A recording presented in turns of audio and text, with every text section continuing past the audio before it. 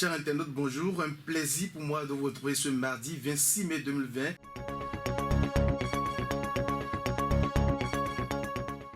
Survie politique et retour dans les instances de décision, PRD et UDBN, des leçons et des choix à faire. Et puis au titre à découvrir toujours à la une de Fraternité, du bon usage de la Cour des comptes, les recommandations du professeur Nikez Mende et à lire également dans ce quotidien. Doing Business, le Bénin engage des réformes structurelles. Et puis de Fraternité, nous passons à présent à Le Béninois libéré, supposé abus de confiance de l'honorable Agang Bonan. Faux, il n'a jamais été condamné, il a été totalement blanchi, suivant l'extrait du jugement numéro 759-3FD-18 du 7 décembre 2018. Et puis on passe à présent à un autre titre, toujours sur le Béninois libéré, libération d'un présumé terroriste au Bénin, deux magistrats déposés. Avantage accordé au chef de file de l'opposition, ce que va gagner le patron de la FCBE. Et puis la RAC impuissante face au phénomène des unes sans contenu, nous apprend le Béninois libéré. On passe à présent à La Nation, le quotidien du service public, qui titre en manchette: Conseil national de l'éducation, la protection des acteurs de l'école préoccupe.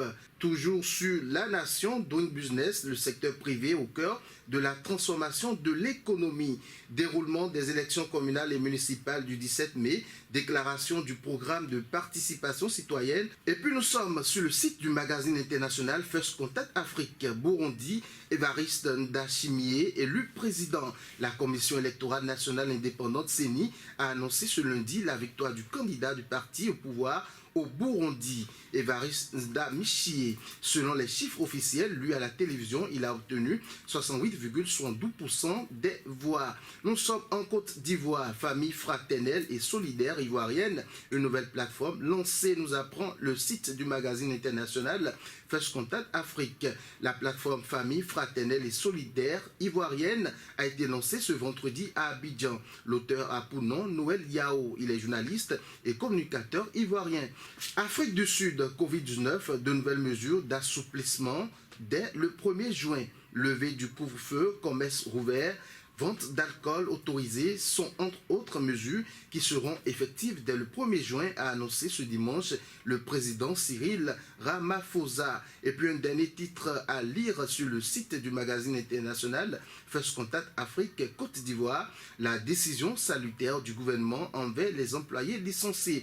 Soucieux des conditions de vie des employés licenciés, le gouvernement ivoirien a décidé de payer environ 20 000 employés licenciés à cause de la pandémie. C'est du moins ce qu'on peut lire sur la page Facebook de la présidence ivoirienne vendredi 22 mai 2020.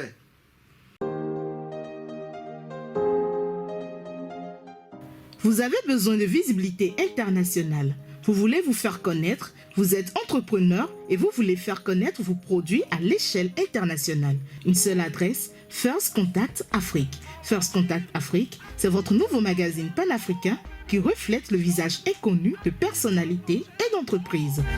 Visitez notre site web www.fcafrique.com sur Facebook, YouTube et Twitter. Retrouvez-nous sur First Afrique TV.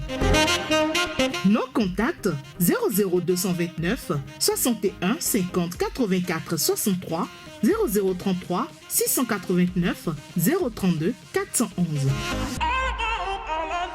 First Contact Afrique, c'est l'Afrique qui gagne. First Contact Afrique, c'est l'actualité autrement. C'est la fin de cette revue. Merci de nous avoir suivis. N'oubliez pas de respecter les gestes barrières avec First Contact Afrique. C'est l'Afrique qui gagne. Avec First Contact Afrique, c'est l'actualité autrement. Bonne suite des programmes sur First Afrique TV.